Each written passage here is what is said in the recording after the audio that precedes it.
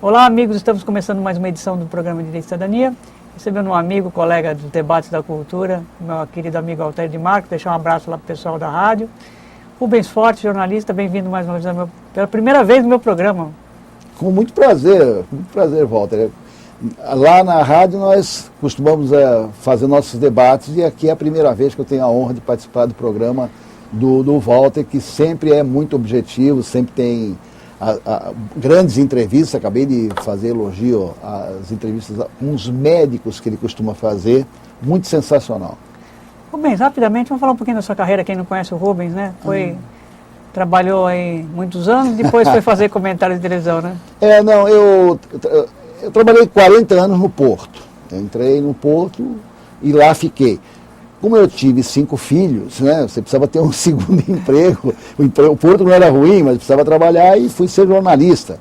Estava conversando com sua filha agora há pouco que eu já era jornalista antes de inventarem os cursos de jornalismo.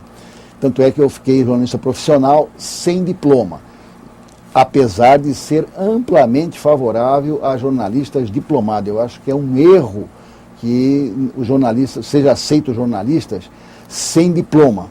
O jornalismo precisa de jornalistas competentes, responsáveis e diplomados, que o diploma traz para o jornalista uma bagagem importantíssima para o exercício da profissão. Eu trabalhei durante esse tempo no extinto, eu trabalhei primeiro no jornal O Diário, que já acabou, depois eu trabalhei no Cidade de Santos, que já acabou, e posteriormente, durante muitos anos, na Folha da Tarde, que também já acabou. Só falta eu acabar. Um dos filhos do Rubens, depois de muitos anos eu descobri, é o Tiago, que é advogado, meu amigo.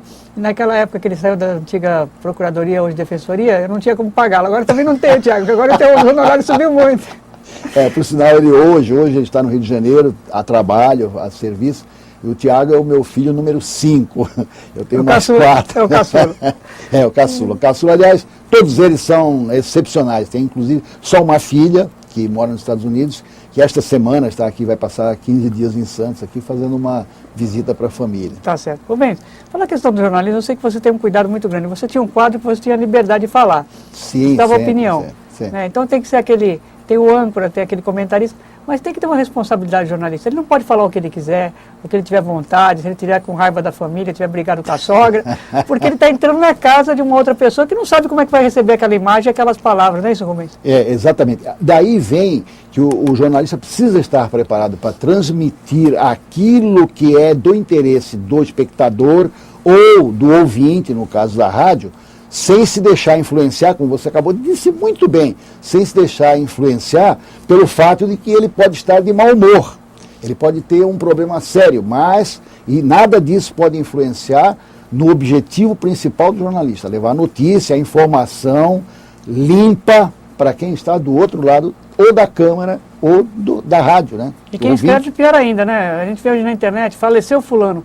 O jornalista tem a obrigação de se inteirar, de pesquisar, para não dar uma informação falsa, que hoje vai para o jornal, vai para a internet, vai para a televisão, quer dizer, causa um transtorno tão grande que depois, para reparar, dá um trabalho desgraçado. Exatamente. Algumas vezes, como também infelizmente, real caso da escola de base em São Paulo, em que a escola foi destruída, os professores, o diretor, que foram envolvidos numa acusação falsa de pedofilia, que não foi bem apurada, em que a própria apuração policial, na ânsia de se projetar, acabou levando uma desgraça completa para essa família que era dona da escola de base, que depois se comprovou que nada daquilo das acusações tinha acontecido. Essa é a grande responsabilidade do jornalista. Cuidado com aquilo que vai dizer e cuidado com aquilo que vai fazer.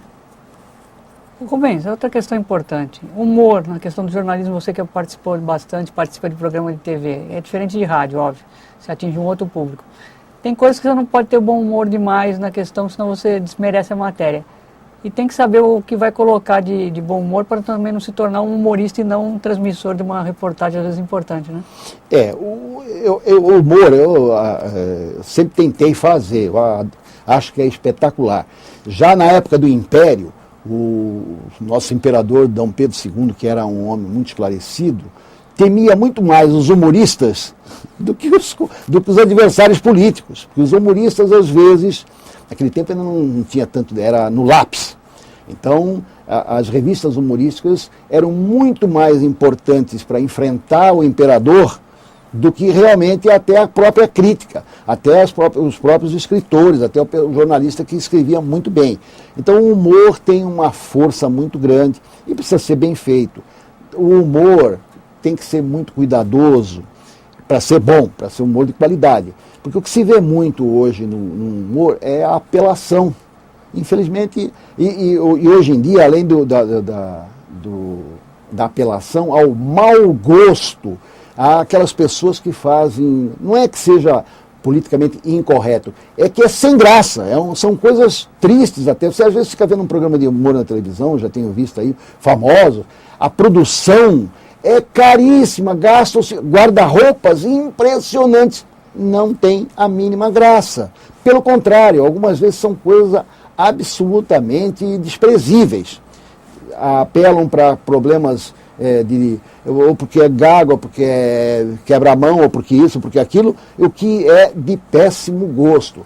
É um humor inteligente, né? É muito difícil de ser feito, e houve uma vez o próprio Milor Fernandes, acabei de citar, ele começou a fazer um programa em Belo Horizonte, convidado para uma televisão, e durou só um programa, porque o governo mandou tirar. Ele começou a fazer humor com o governo. Sem contar um caso recente que teve numa TV, não vou falar a emissora, questão que brincou com pessoas por síndrome de Down, quer dizer, teve que pedir desculpa para as mães, para as pessoas, quer dizer, um mau gosto terrível, né? Isso é de um mau gosto e é de uma irresponsabilidade de quem permite que uma coisa dessas entre nas casas das famílias, sem pensar que aquilo vai agredir as famílias que estão com aquele problema, e mais do que isso, também quem não está com aquele problema, porque isso é uma coisa quem não tem nada disso, porque isso é de péssimo gosto. Você tem que brincar, tem que fazer humor, você vai com os políticos, com os poderosos, porque esses têm que responder. Agora você vai fazer humor com as crianças assim. Tenha santa paciência. Isso não é censura. Isso é apenas grosseria. Essas pessoas não têm... esse tipo de coisa tem que ser banido. Banido não por uma caneta, não pela polícia. Banido por nós, que devemos rejeitar quem faz esse tipo de coisa. Nós trocar de canal, né? Exatamente. Não aceitar de forma alguma. Porque hoje, infelizmente, nem só trocando o canal você resolve. Porque a mídia é tão esparsa, né? Está se multiplicando tanto, internet, são os meios eletrônicos, e eles às vezes fazem algum sucesso. O sucesso, nesse sentido, é lamentável, é triste para um povo rir, se é que alguém ri, de uma boçalidade como essa que você mencionou, que eu sei o que é. Perfeito. Rubens, vamos imitar os bons, vamos dar uma de Jô Soares, vamos fazer um pequeno intervalo, voltamos para mais um bloco? Sim, sem dúvida. Então você, nosso telespectador, vamos fazer um rápido intervalo, mas não saia daí, voltamos já.